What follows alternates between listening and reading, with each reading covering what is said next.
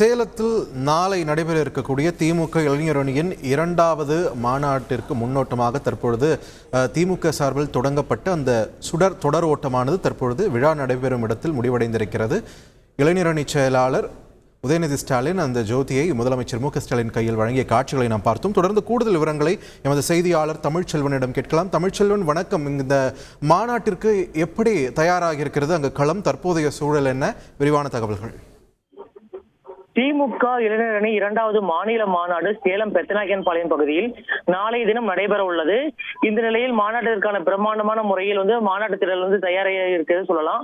இதில் பங்கேற்பதற்காக சென்னையிலிருந்து இன்று மாலை விமானம் மூலமாக தமிழக முதல்வரும் திமுக தலைவருமான மு க ஸ்டாலின் அவர்கள் வருகை தந்தார். இந்த நிலையில அவர் காமலாபுரம் விமான நிலையத்திலிருந்து மாநாட்டு திடல் வரைக்கும் வரும் வழி எங்கும் உற்சாகமான முறையில் வரவேற்பு அளிக்கப்பட்டது. குறிப்பாக இதில் இளைஞரணி செயலராக உள்ள உதயநிதி ஸ்டாலினும் வருகை தந்த போது பிரம்மாண்டமான முறையில் வரவேற்பு அளிக்கப்பட்டது. தற்பொழுது மாநாடு நடைபெறும் திடலில் ஏராளமான தொண்டர்கள் குவிந்திருக்காங்க சொல்லலாம். தற்பொழுது திமுக உடைய மாநில இரண்டாவது மாநாடு நாளை நடைபெற இருப்பதன் காரணமாக அந்த இடத்தில் உள்ள மாநாடுகள் முன்னேற்பாடுகள் பணிகள் குறித்து தற்பொழுது திமுக தலைவர் நேரடியாக பார்வையிட்டு வருகிறார். குறிப்பாக சென்னையிலிருந்து புறப்பட்ட சுடர் ஓட்ட தீபமானது தற்பொழுது சேலம் வந்தடைந்தது. சேலத்தில் தற்பொழுது இளைஞரணி செயலாளர் உதயநிதி ஸ்டாலினிடம் வழங்கப்பட்ட நிலையில் அந்த சுடரை வாங்கி திமுக தலைவரிடம் கொடுத்துள்ளார். அந்த காட்சியில் நம்ம பார்த்துட்டு இருக்கோம். இதை தொடர்ந்து அந்த தீபத்தை ஏற்றி வைத்து மாநாட்டுக்கான முன்னோட்ட பணிகளை துவங்கி வச்சிருக்காங்க சொல்லலாம்.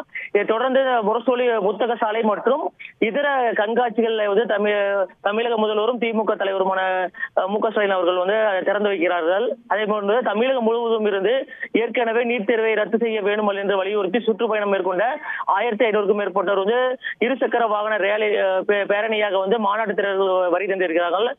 அவர்கள் வரவேற்பது மட்டுமில்லாமல் அதை தொடர்ந்து உதயநிதி ஸ்டாலின் மற்றும் திமுக தலைவர் மு க ஸ்டாலின் அவர்கள் அனைவரும் இணைந்து தற்பொழுது இதையும் துவக்கி வைக்கிருக்காங்க.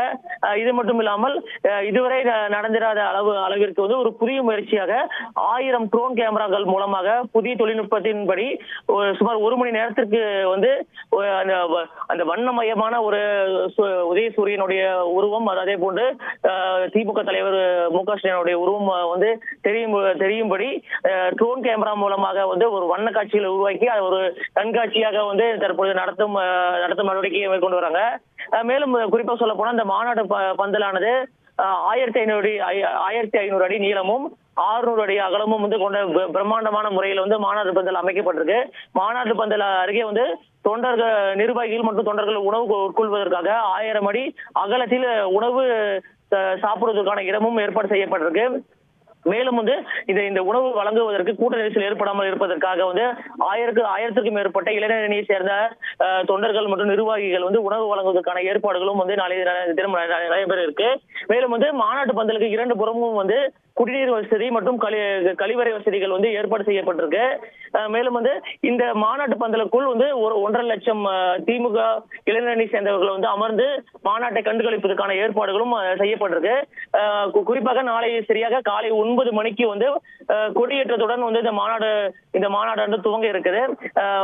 திமுக உடைய துணை பொதுச் செயலாளர் கனிமொழி கொடியை ஏற்றி வைத்து மாநாட்டை துவக்கி வைக்கிறார். இதை தொடர்ந்து மாநாட்டு மேடையில் உதயநிதி ஸ்டாலின் மாநாட்டு துவக்கும் நிலையில் அதை தமிழக முதல்வரும் திமுக தலைவருமான மு க ஸ்டாலின் அவர்கள் 1 மணி நேரம் பார்வையிடுகிறார். அதை தொடர்ந்து ஓய்வறைக்கு சென்ற பிறகு மாலை சரியாக 5 மணி அளவில் திமுக தலைவர் மாநாடு நடைபெறும் இடத்திற்கு வருகை தருகிறார்.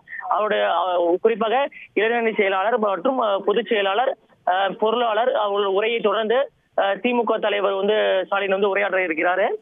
மேலும் இந்த மாநாட்டுக்கான பாதுகாப்பு பணிகள் பெரிய அளவு வேற ஒதுக்கப்படும் சொல்லலாம்.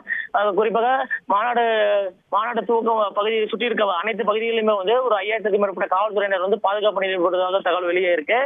இது மட்டும் இல்லாமல் நாளை மாநாடு நடைபெறும் நேரத்தில் ஒரே நேரத்தில் ஏராளமாக 5 லட்சத்துக்கும் மேற்பட்ட தொண்டர்கள் வருகை தர வாய்ப்பு இருப்பதன் காரணமாக வாகனம் நிறுத்துவதற்கான ஏற்பாடுகள் அனைத்து விதமாகவும் ஏற்பாடு செய்யப்பட்டிருக்கு. குறிப்பாக GPS வசதிகளுடன் ஆங்காங்கே ஆங்காங்கே குறிப்பாக 1 முதல் 40 வரையிலான பார்க்கிங்கள் ஏற்பாடு செய்யப்பட்டிருக்கு. அனைத்து பார்க்கிங்களும் ஜிபிஆர்எஸ் வசதிகளுடன் ஒவ்வொரு ஊர்களிலிருந்து வரும் வாகனங்கள் அங்கங்கே நிறுத்துவதற்கான ஏற்பாடுகளும் தற்பொழுது திமுக சார்பாக செய்யப்பட்டிருக்கு.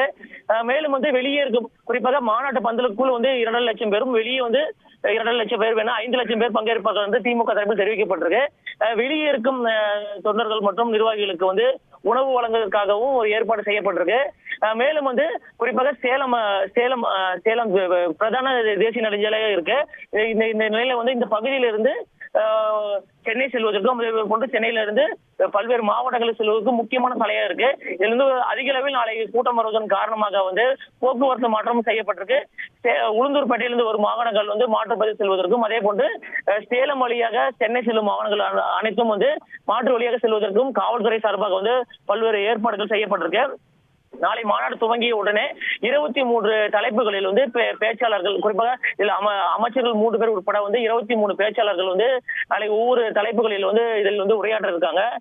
மேலும் இது முக்கிய அம்சமாக கருதப்படுவது என்னவென்றால் குறிப்பாக மாநாட்டு பந்தலின் நுழைவு பகுதியில பிரம்மாண்டமான முறையில் குறிப்பாக அண்ணா மற்றும் பெரியார், முன்னாள் முதல்வர் கருணாநிதி, தற்போதைய முதலமைச்சர் மு.க. ஸ்டாலின் மற்றும் உதயநிதி ஸ்டாலின் உள்ளிட்ட அனைவருக்கும் பிரம்மாண்டமான முறையில் கட் அவுட்டர்கள் வைக்கப்பட்டிருக்கு. மேலும் இந்த தேசிய நெடுஞ்சாலைக்கு அனைத்து பகுதிகளிலுமே காவல்துறையினர் அதிக அளவு போடப்பட்டு சொல்லலாம். ஏன்னா அதிக அளவில் பொதுமக்கள் கூட்டம் இருப்பதன் காரணமாக எந்தவித கூட்ட நெரிசலும் ஏற்படாமல் இருப்பதற்கும் அதே போன்று போக்குவரத்து நெரிசல் சரி செய்வதற்கும் காவல்துறையினர் அதிக அளவு போடப்பட்டிருக்கு. குறிப்பாக தமிழக முதல்வரும் திமுக தலைவருமான மு.க. ஸ்டாலின் அவர்கள் சேலம் காமனாபுரம் விமான நிலையத்திலிருந்து மாநாடு நடைபெறும் இடத்திற்கு வருகை தரும் 55 கிலோமீட்டர் தூரமும் பிரம்மாண்டமான முறையில் திமுக சார்பாக கட்சி கொடிகள் கட்டப்பட்டிருக்கு. குறிப்பாக இன்றைய தினமே பிரம்மாண்டமான முறையில் வரவேற்பு அளிக்கப்பட்டிருக்கு சொல்லலாம். நன்றி தமிழ்ச்செல்வன், உங்களுடைய விரிவான தகவல்களுக்கு. பிரம்மாண்டமான ஏற்பாடுகளுடன் தயாராகி நிற்கிறது திமுக இளைஞர் அணி மாநாட்டு நடைபெற இருக்கக்கூடிய திடல். அங்கு இருக்கக்கூடிய காட்சிகளும் கலை நிலவரத்தையும் விவரித்தார் எமது செய்தியாளர் தமிழ்ச்செல்வன். செய்திகளை உடனுக்குடன் தெரிந்து கொள்ள உடனே சப்ஸ்கிரைப் பண்ணுங்க.